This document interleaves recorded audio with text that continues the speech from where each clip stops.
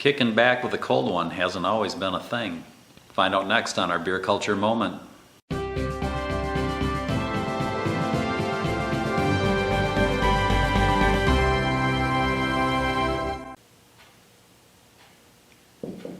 What drink comes in third place only after water and tea? It's beer. But beer wasn't always served cold. Back in the West, it was typically watered down and often brewed locally without hops, but with plenty of cheap grain. Why? Because they didn't want to use good grain that they would typically use for bread in order to make beer.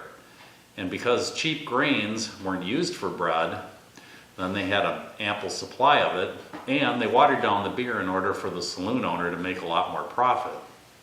At about 10 cents a beer, you could sit back and enjoy a warm one, because until 1870, beer was typically served at room temperature. Things began to change though in the 1880s as breweries were established by German immigrants, and they started to use refrigeration and actually store their beer cold and ship it cold. So all of a sudden ice houses sprung up all over, and saloon owners started serving cold beer, which was good for the patrons and for the extra profits generated to the saloon.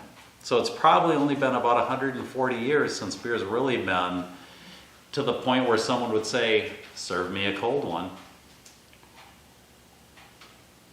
So the next time you're sitting at a bar and you're tipping one back, remember, things could always be worse. You could be sitting in a dusty old saloon having a warm 10-cent beer. That's our Beer Culture Moment. This has been a Matty Boy presentation. Say bye-bye, Matty. Bye-bye.